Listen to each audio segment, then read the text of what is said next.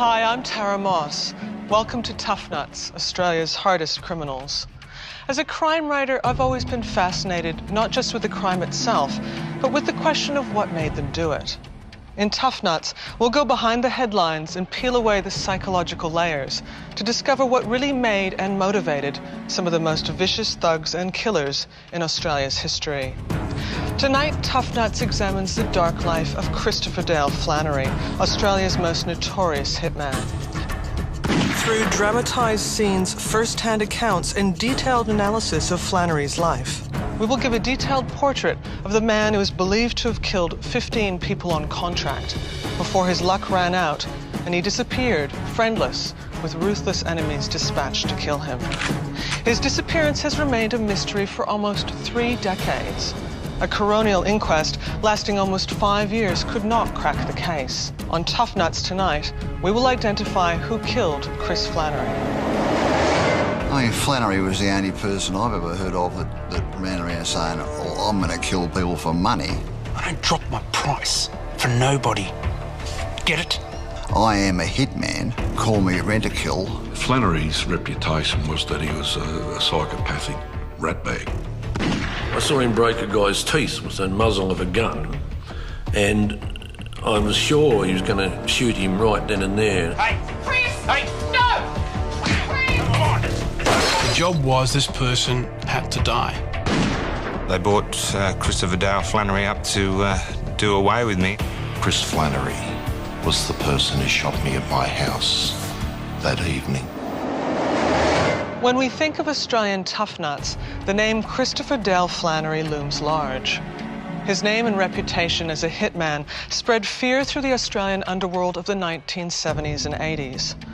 Rentakill's price was $50,000, and for that, he bragged, anyone could be eliminated. He was believed to have carried around a textbook of gunshot wound pathology in order to perfect his skills as a killer. And he could be vicious. He was said to have brawled with a biker in front of a crowd of people in Melbourne, bashing him senseless. And he even popped the biker's eye from its socket, then ate it. However, Flannery was also a committed family man. Between murders, he took time out to dote on his kids and his wife, Kathleen. This was a man with a long history of criminal activity. But until the contract killing of businessman Roger Wilson in February 1980, Flannery had stayed off the media radar. Mr. Wilson was last seen here at the factory premises at the corner of Currajong Street and Robbs Road in Footscray on Friday night. He was working late with other company executives evaluating a new product. He is said to have been very enthused by the product and was in high spirits. Well, Roger Wilson was a clean skin. He had no background in crime. He was a barrister turned businessman who got caught up with the wrong sort of investors. The investors were criminals and they wanted their money. But the investments went bad, they didn't get their money, and they figured it was just retribution. Take this bloke out and kill him. And that's what Flannery was asked to do. I remember him telling me about the art of killing. He knew all about bodies and what hurt and where to hurt them in the shortest possible time.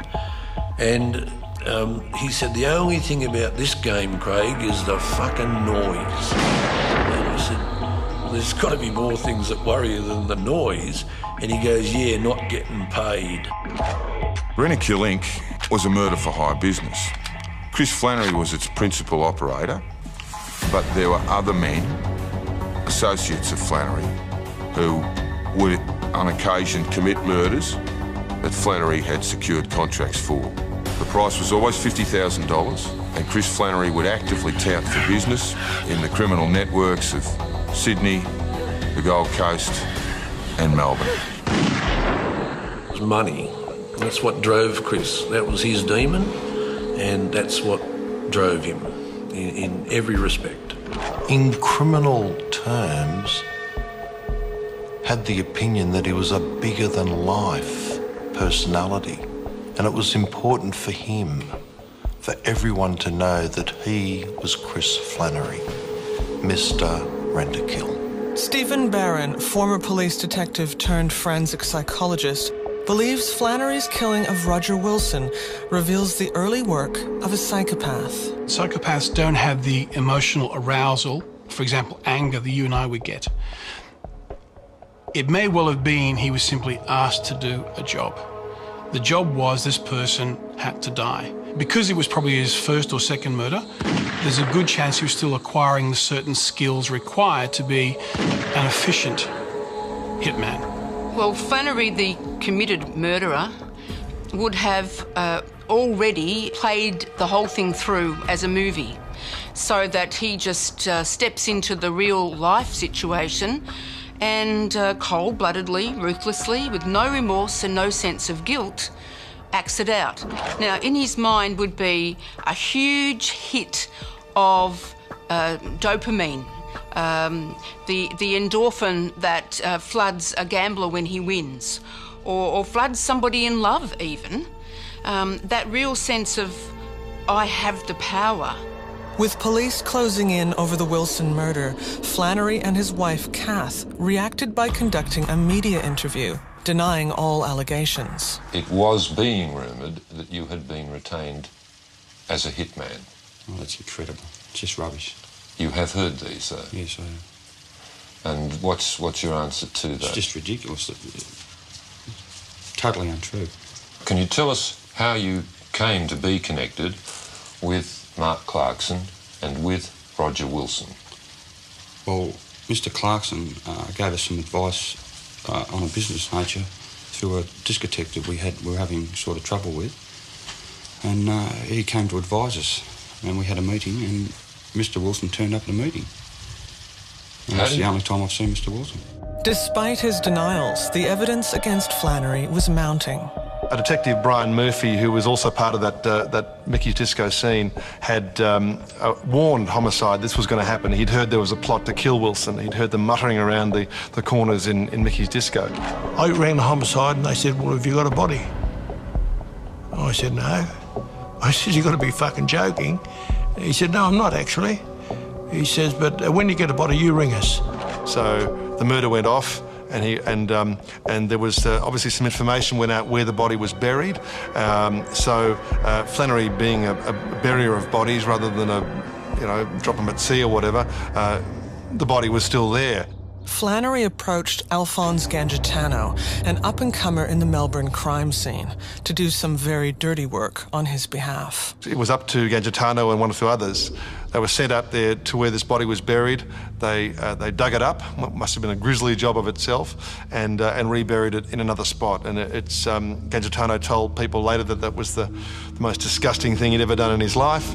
Wilson's body has never been found, but police believed they had enough evidence to proceed with a prosecution. Chris Flannery, Mark Clarkson and Kevin Williams were charged with the murder of Roger Wilson. The three men were tried in the Supreme Court in Victoria. It was, at the time, the longest trial in Victorian criminal history. But the crucial Crown witness Deborah Boundy disappeared. She had overheard a conversation between Chris Flannery and her boyfriend Kevin Williams, describing the murder of Wilson in detail. She is believed to have been killed at Flannery's orders alone. Without her testimony, the Crown case collapsed and the three men were acquitted. Flannery was free to kill again. Chris Flannery was born in 1948 and grew up in a tough patch in the working-class Melbourne suburb of Brunswick. His father, Edward, was unable to hold down a job, drank heavily, and was abusive to his wife and children. When Flannery was just 9, his father left the family home, never to return, leaving Flannery and his two older siblings with their mother, Emily, and Flannery's maternal grandmother, Mary. Flannery despised his father for leaving his mother high and dry. But Emily Flannery was a fighter. She worked 2 jobs to keep food on the table and a roof over her children's heads. Edward Jr. and Louise managed to overcome their hardships to become positive contributors to society. Ed Flannery became a lawyer and Louise a nurse. However, Chris drifted into a life of crime. Why is it that Chris, the youngest of the Flannery brood, shunned society so spectacularly? There is no doubt that Flannery had some exposure to neglect and abuse. But I'm kind of curious whether his father had the range of parenting skills that most fathers had at that time. 2, nature versus nurture. I think it's nature versus choice, and it's an interactive process. What makes people bad, and why do siblings in the same family exposed to the same environment turn out not bad? And I guess the answer there is the siblings are often protected by their age, their gender. They process their experiences slightly differently, and they see the abuse and neglect in terms of another context. Dad's authoritarian, dad's strict, dad's loving but can't show it to me. I think Flannery had an abusive childhood. I'm led to believe that Brunswick was a difficult area to grow up in, and I think the experience at Morning Star Reformatory may well have made Chris Flannery the man he later became. Flannery was only 14 when he was sent to Morning Star for break-and-enter and car theft. One man who can shed light on his time there is Flannery friend, former prison inmate turned author and playwright Ray Mooney. I met Chris first in prison around about 1968, and it was through his experiences in prison that I got to know about his experiences in Morning Star. Sent to Morning Star, I think, when he was about 14, and what he told me was that it was one of those institutions where it was a pretty tough place, run by Franciscan friars in a beautiful old building, but they were as tough as nuts in terms of their attitude to reforming the kids who are under their care. And they were quite ferocious in the way they went about that. And Chris was one of those kids who was a cheeky kid. He was a charismatic kid. He was a tough kid.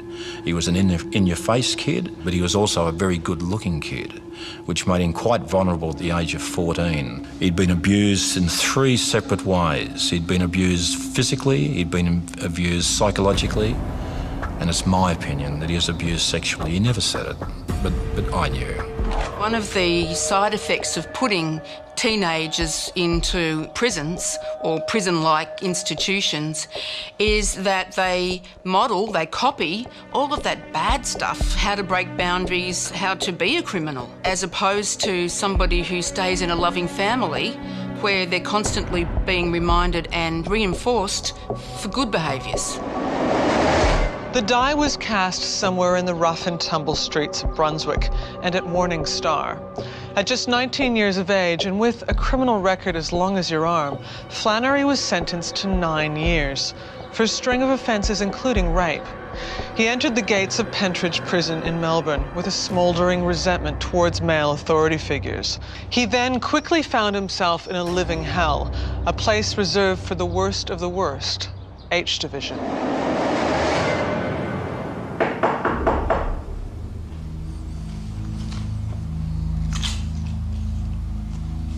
Come. Stand to attention, scum. To attention! Prisoner 363598? Yes, sir. I'm not a sir. They offered me a knighthood once, but I knocked it back. I'm your governor. Welcome to H Division. I think we're going to enjoy having you around. Has 363598 been strip searched? No, Governor. Drop 'em, Blossom.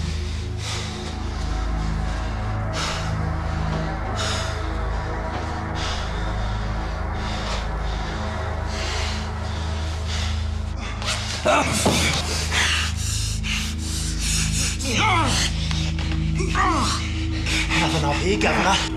Well, let's just be certain, shall we? When I get out of here, I'll back up on all of you. I'll kill your fucking kids and leave them to die like dogs in the gutter. I've seen shit like you come and go. Get this through your head. I run this show. You might have been a big wig out there, son, but you're just a shitty number to me. Fuck you. In your dreams, 363598.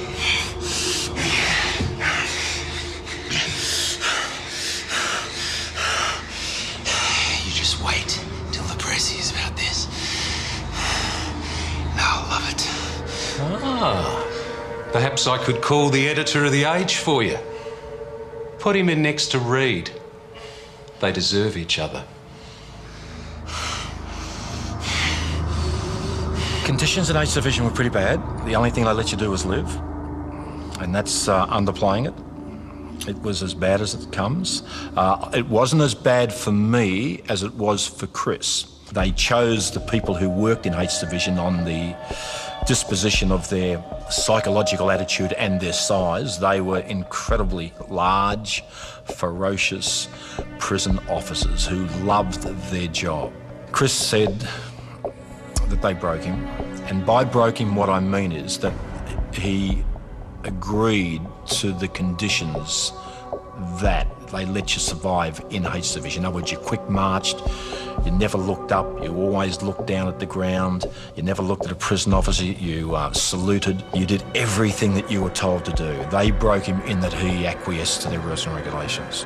It was a hideous place, a 19th century style prison where prisoners would literally break rocks. That was their task for the day. They'd be routinely bashed, subject to indignities like being sodomised with batons and so forth.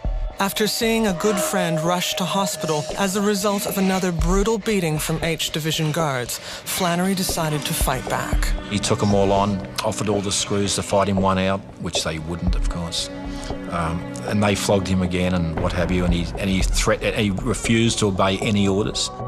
In an act of defiance, Flannery stripped off his clothes and went on a hunger strike. This moment was detailed in a screenplay written by Ray Mooney for the film Every Night, Every Night. You can all get fucked. Do it on me fucking own.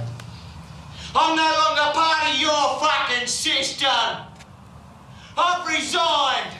I'm free. You hear that, dish lickers? I'm free! News of the protest found its way into the media. You just wait till the press hears about this.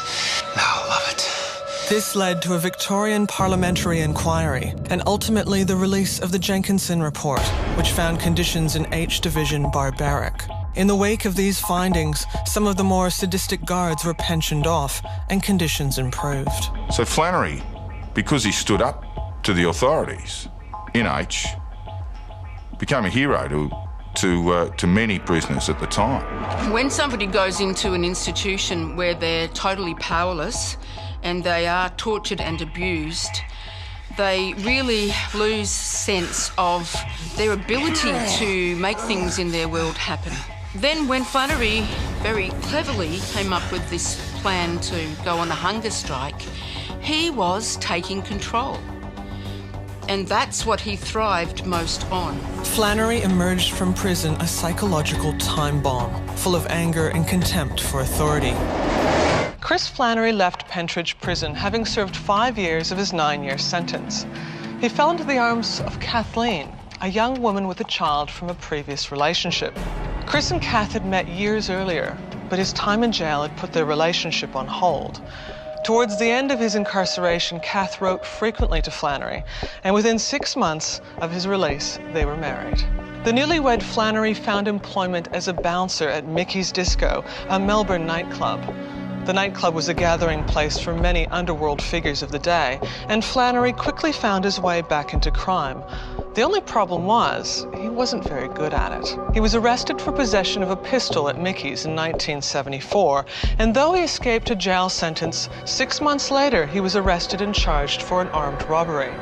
He absconded while on bail and fled to Perth, and while on the run, Flannery found the only gainful employment of his life, working at the menswear counter at David Jones in Perth, a job that suited the vein killer down to the ground.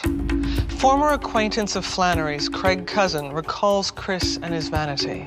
He was in love with Italian haute couture, you know, that was his thing. He loved the ties, the silk, you know, the threads that was his world. He thought the better he looked, the better he felt. And he used to dress beautifully, but he smelt like a whore's handbag. You know, he had 5 different colognes on at once and you couldn't get within 15 feet of him. If you had asthma, he'd kill you without a gun. There's a great story that he was employed by David Jones in Perth, running the menswear counter there. In fact, he was so good at it that they promoted him. He didn't last all that long. He absconded on bail from Victoria at the time. He knew he was hot, so he had to give up his job as manager of the menswear section at David Jones in Perth, and he went back there the next day and robbed the place with an accomplice. shot a guard while he was there. Roger Rogerson, then a detective with the New South Wales Police, received a tip-off from West Australian Police that Flannery had fled to New South Wales. Rogerson knew that Flannery had sent a cache of weapons to a suburban railway station in Sydney. A stakeout was organised, and Rogerson and the armed robbery squad lay in wait for Flannery's arrival. So on the day in question, I was there with some other detectives, and the first person we met was Mrs. Flannery, and she put her head into the office, and it was very nice and saying, look, I'm here to collect a box. And of course, the guys came in, and then these blokes realised that they were trapped. I mean, these blokes were incredibly toughy. We've described Flannery as being obviously a psycho.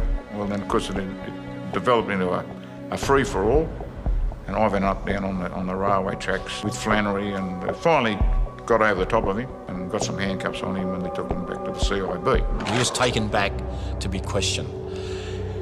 They're in a room where there's about 6 detectives.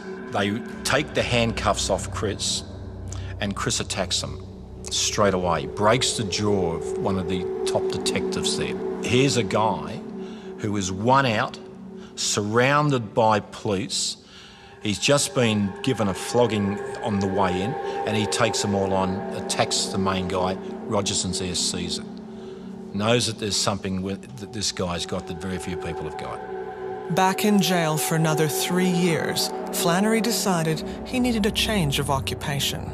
He had one moment and then he pulled aside his old mate Alan Williams. And he told Williams, he said, look, I'm no good at this. I'm no good at crime.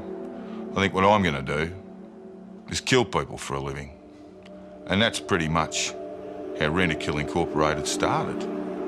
It was a murder for hire business designed by Flannery because he was no good at anything else. But looking at his background, it may well be he saw prison full of people who'd committed crimes like drugs and street crimes that were very unsuccessful, hence they were in jail. And because prisons contain so few murderers, Flannery may well have decided that murdering people was a lot less risky in relation to being caught, convicted and going back to jail. Flannery was just 24 years old when he decided to become a gun for hire. Christopher Dale Flannery married Kathleen Egan in April 1978. Kath came from tough stock. She could handle Chris easily. And she was a doting wife and mother.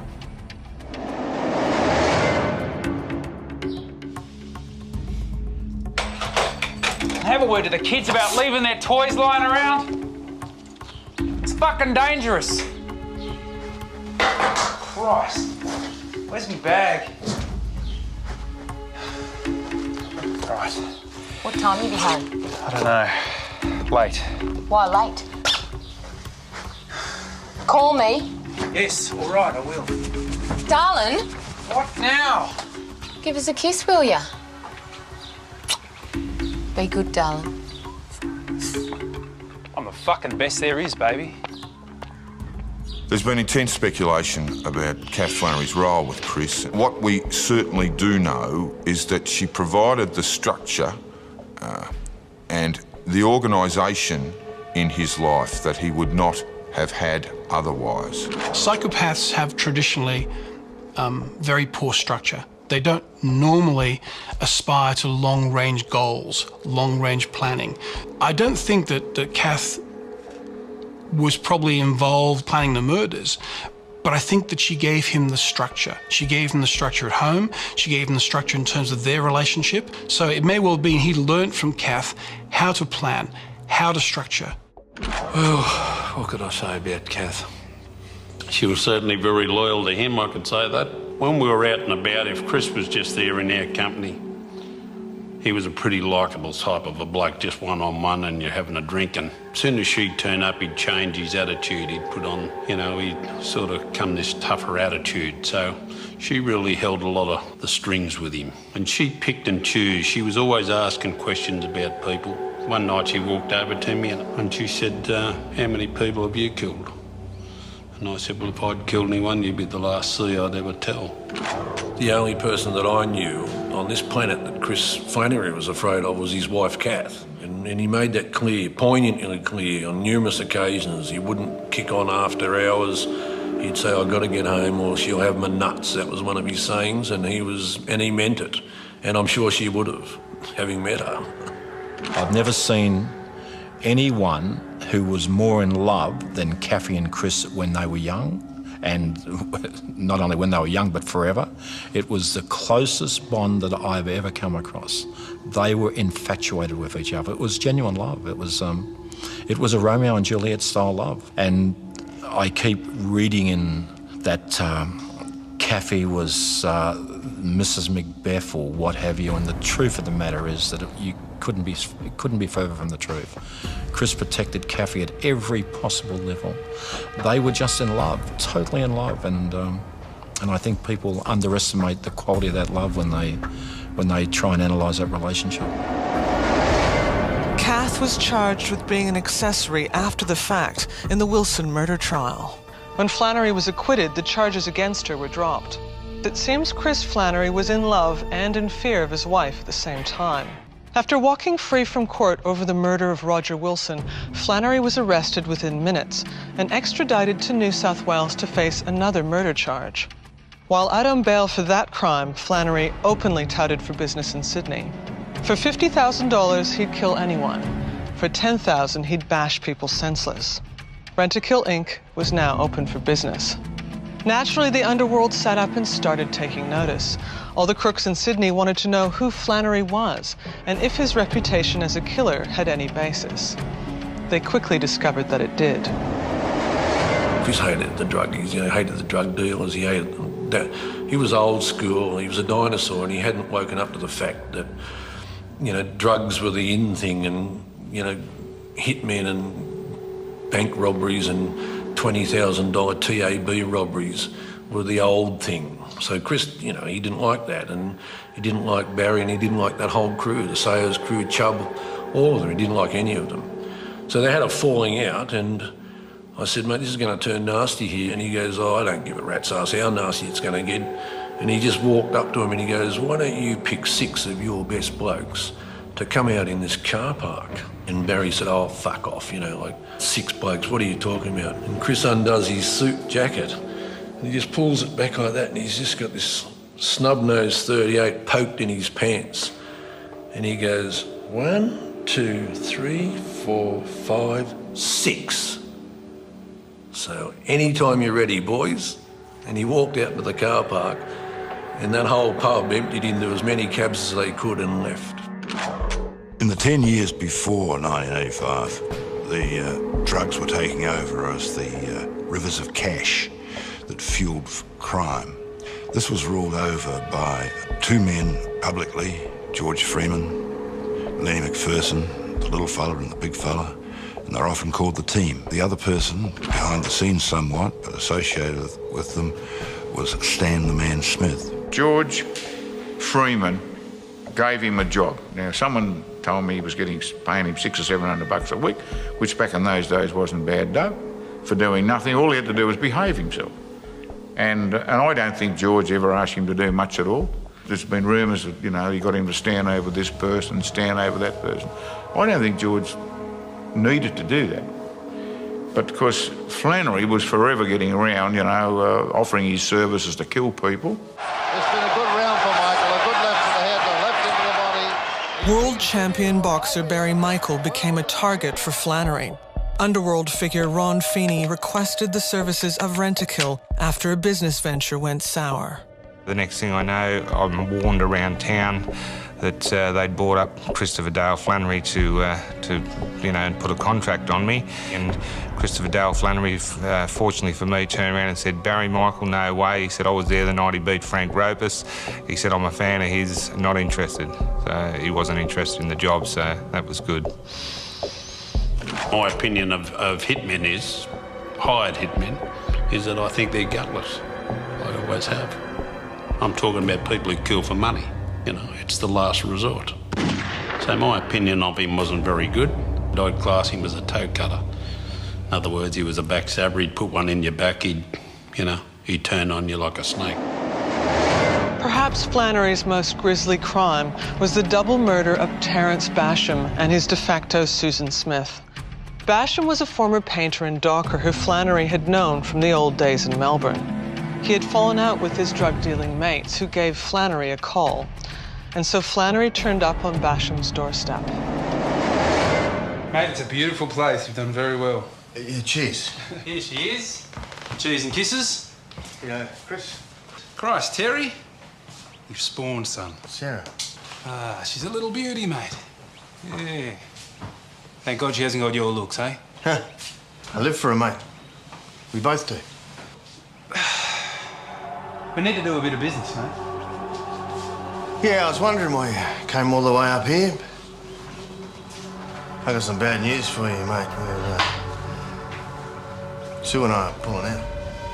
Would you make us a cup of tea, darling? White and two.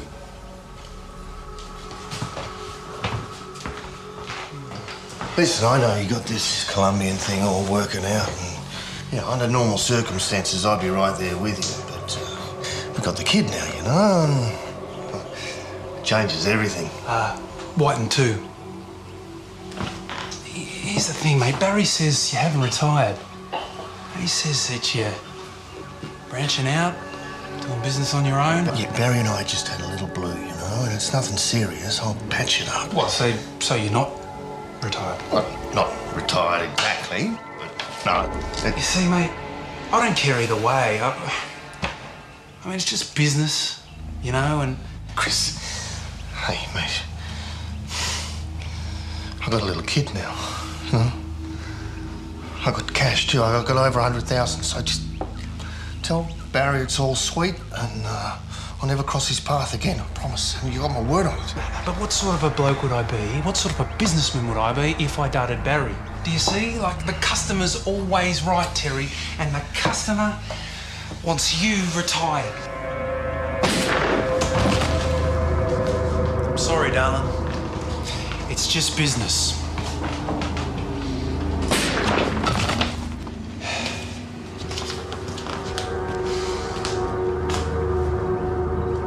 Where'd you say that 100 grand was, mate? Get fucked.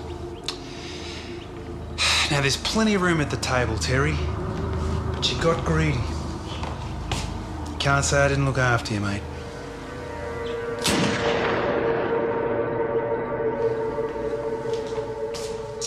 Come on.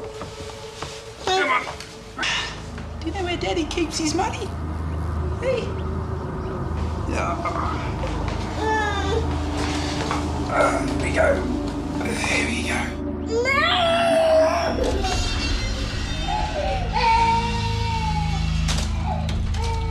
Terence Basham was a former painter and docker, and he and his wife were actively involved in the distribution of marijuana and heroin. They were operatives working for Barry Bull and other drug traffickers. They had decided to go out on their own. It's a very dangerous business, and Barry Bull contacted Chris Flannery and asked him to go and murder them for the price of $50,000. 39-year-old Terence Basham and his 30-year-old de facto wife Susan were in the lounge room of their home at Stoker's Siding on Friday night when someone came through their back door. The intruder shot both at point-blank range through the head and body. Their 2-year-old daughter, Sarah, was left unharmed. I think the sociopath is very capable of compartmentalising their mind. And so he might have thought, well, it's a child, so I'm not going to kill the child, but it's not a child that he can empathise with or feel the feelings of. So he can easily walk away and leave the child there with dead parents. When he walked away, the child was not a person to him. It was just part of him carrying out the code of commitment, I will not kill the child, but that child is nothing to me. I don't care. Abandoning a 2-year-old girl after killing her parents was an appalling act. But Flannery would go a step further when he attempted to kill a serving New South Wales police officer. Undercover detective Michael Drury had been involved in a drug investigation which led to charges being laid against a drug dealer and mate of Flannery's, Alan Williams. Williams tried to buy himself out of trouble by attempting to bribe Drury. When that didn't work, he called on Flannery to kill him. Drury was shot twice in the kitchen of his Sydney home in front of his 2-year-old daughter. On the verge of death, Drury made a statement that Roger Rogerson had offered the bribe on behalf of Williams. The shooting of a policeman was a crime that horrified the nation. Chris Flannery had well and truly crossed the line. This was a type of crime that was beyond the acceptable behaviour of people like Lanny McPherson and George Freeman. They would never interfere in this way with a police officer or families within the community. They would only interfere with other violent criminals. Alan Williams came before the Supreme Court in New South Wales on a charge of conspiracy to murder. And when the indictment was read out to him in court, in that Alan Williams conspired with Christopher Dale Flannery and Roger Carleb Rogerson to murder Michael Patrick Drury, how did he plead? He pleaded guilty. When Mick Drury got shot, I was as shocked and stunned as anyone else. And had I had any information at all, which would have had a bearing on it, I'd have been very happy to pass on to the police. Rogerson faced trial for the attempted bribery of Drury, but was acquitted. However, in July 1986, a police tribunal found Rogerson guilty of misconduct charges, and he was dismissed from the force. Flannery never had his day in court over the shooting of Drury, as he had disappeared by then. But Drury is certain of his guilt. I'm satisfied beyond all reasonable doubt, and I knew many years ago, shortly after I was shot, that Chris Flannery was the person who shot me at my house that evening. In 1985, Sydney's streets were awash with blood. A new criminal outfit led by Barry McCann had commenced a war for control of Sydney's rackets. 3 weeks into the new year, an attempt was made on Flannery's life.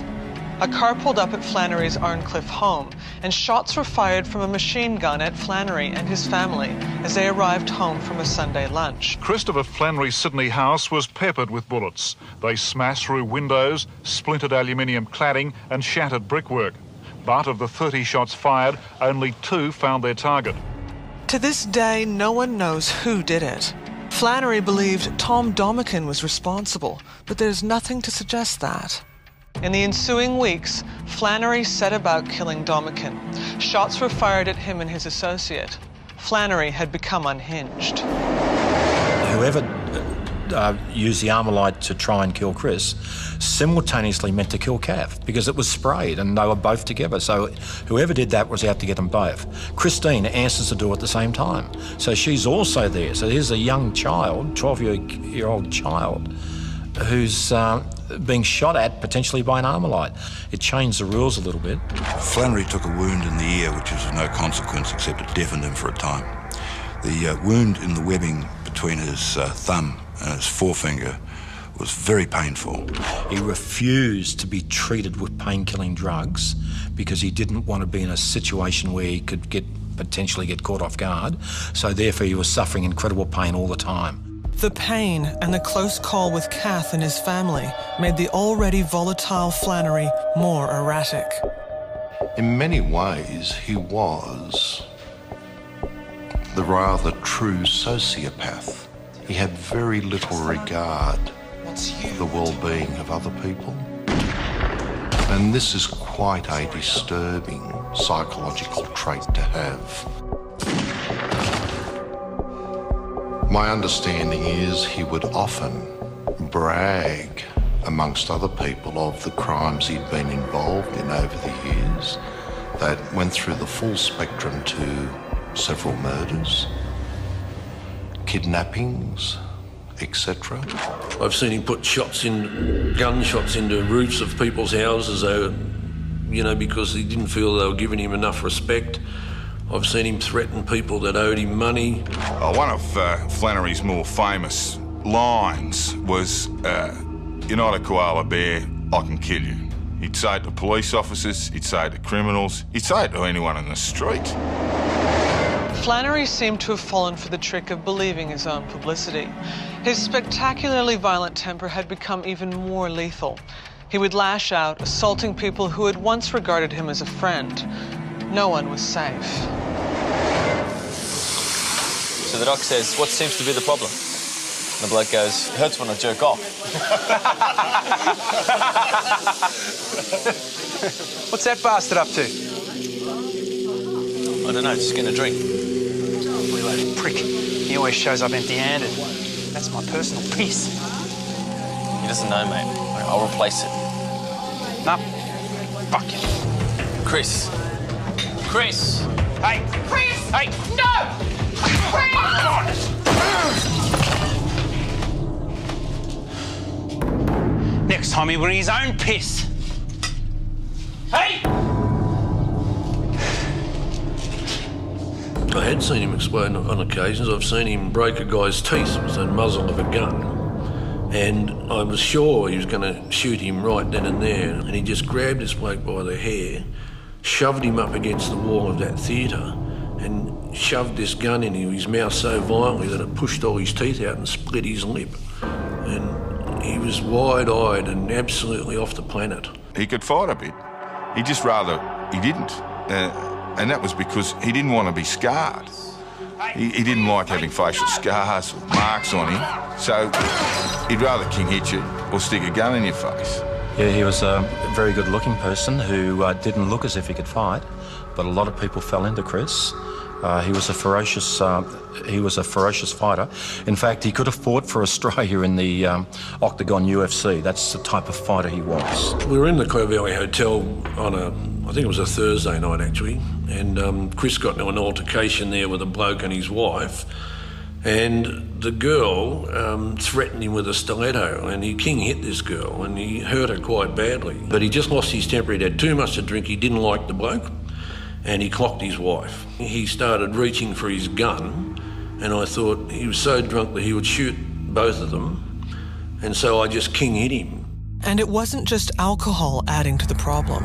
Flannery had been taking cocaine and speed most of his adult life, but in the last 3 months of his life, he was taking cocaine virtually 10, 20 times a day. He wasn't staying with his wife, Kath. He remained in contact with her, but for the most part, he was in deep cover, taking cocaine, sleepless nights, deep anxiety, psychosis. The drugs that he was taking would have surely made his mind quite, addled. And all of those traumatisations, the beatings, starting right from when he was little, and the tortures in prison, would have made him a very irrational person. Flannery was now living in the shadows. His crimes, particularly the attempt on Michael Drury's life, were catching up with him. He spent his days wired on amphetamines, sleep-deprived, moving from house to house. The walls were closing in. The investigation into the shooting of New South Wales police officer Michael Drury gathered up a head of steam. The investigation was initially hampered by corrupt police, who spread the word that Drury himself was corrupt. But that wouldn't fly. The corrupt cops knew that Flannery could give them all up. Flannery was caught in a maelstrom of his own making. George Freeman and his team, who had kept him on side, now feared him. They knew that Flannery's very presence stood in the way of establishing a lasting peace with the up-and-comers McCann's gang. In February, Flannery's old mate from prison in Melbourne, Mick Sayers, was murdered by 3 gunmen outside his Bronte home. Flannery's only surviving friend in the Sydney scene was Tony Eustace, and Flannery shot him in an attempt to curry favour with Freeman. 42-year-old Anthony Eustace was about to get into his Mercedes outside the airport Hilton when the gunman opened fire. There were 6 shots from a .45 calibre handgun. 4 hit Eustace in the chest. I think with the Eustace murder, what was obvious is that, to those in the know, is that Flannery did it. And because it raised a question mark. Flannery was probably closer to Eustace than anyone else in Sydney. And if Eustace couldn't trust him, no one else could. I would say it'd be a factor in them deciding, look, if he can shoot Eustace, We better get rid of him. Chris Flannery told a number of people if he was arrested for my shooting, he was going to roll over and tell the truth on everyone. But I'm also mindful at the time he was totally out of control. People were being murdered left, right and centre. And there was some significant organised crime figures that couldn't guarantee their own safety. By the time of his disappearance, there was a dispute, but on the one hand, between George Freeman and Lenny McPherson, and on the other, this group who I'll loosely describe as the McCann group. And Flannery was seen as an absolute pest, and the catalyst for solving the differences between the two groups was to get rid of Flannery. I spoke with him in the last couple of months of his life. I visited him a couple of times. He was edgy basically about the police. He thought that they had locked him into the Michael Jury shooting, and he thought that there was an obligation on the police to back him up, to back up for what had happened to Michael Jury. By May 9th, 1985, Flannery was out of luck, out of friends, and out of time. He'd been hiding out at various places around Sydney when crime boss George Freeman tracked him down at an apartment at the Connaught building. According to Kath Flannery, George invited Chris over to test a new machine pistol. Chris left the building and was never seen again.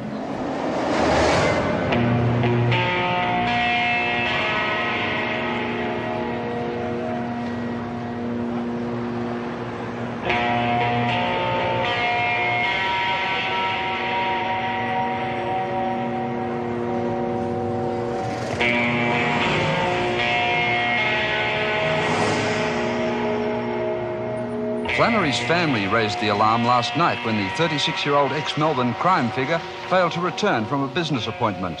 There are a number of theories.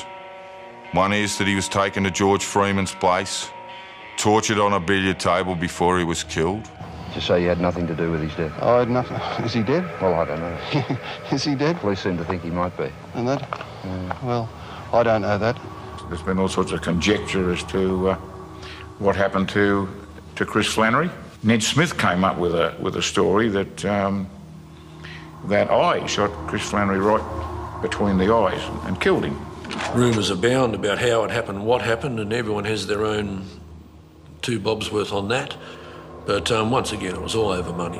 He probably would have still been alive, although giving Chris's penchant for guns, he probably would have got himself in the same pickle in another city. Other theories have Flannery escaping Sydney alive and living under an assumed name.